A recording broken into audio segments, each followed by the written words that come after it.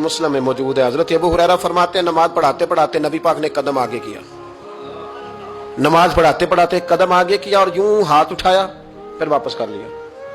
अब नमाज पढ़ के ना तो सलाम फेरा तो सहाबा अर्ज करने लगे या रसूल अल्लाह सल्लल्लाहु अलैहि वसल्लम वो नमाज में पैर भी आगे किया तो हाथ भी उठाया, तो वजह क्या थी? पहला सवाल तो यह है कि आप लोग नमाज पढ़ रहे थे या हुजूर को देख रहे थे?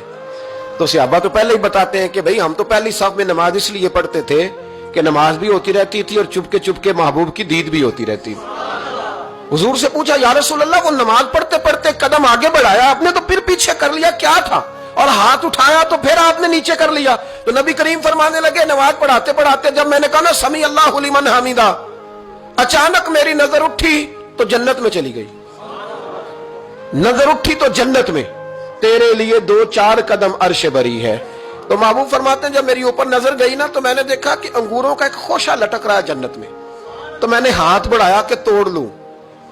हुजूर खड़े हैं मस्जिद नबवी में और फरमाते हैं कि मैं यहां खड़े होकर हाथ ऊंचा करूं तो मेरा जन्नत तक पहुंच जाता है। फरमाया मेरा इरादा हुआ कि वो खोशा जन्नत का तोड़ लूं और जरा मैंने पैर आगे बढ़ाया ही था तो मेरे दिल में ख्याल आया कि जन्नत राज है तो राज ही रहनी चाहिए, ये राज खोल गया तो मजा नहीं आएगा। तो मैंने फिर वो हाथ वापस कर लिया। सहाबा कहते हैं जब नबी करीम ने ये बयान किया तो हमारे चेहरे ने तजस्सुस से खेल उठे, तजस्सुस से हम कोई बात और भी सुनना चाहते थे। तो महबूब फरमाने लगे अगर मैं वो खोशा तोड़ के ले आता और तुम्हें दे देता तुम कयामत तक भी खाते रहते तो तुमसे खत्म नहीं होना था। ये सही मुस्लिम की हदीस है। ओ भाई मेरे रसूल करीम के वाक़या में राज पे शिकवा करना, कहना समझ में नहीं आती कैसे गए थे।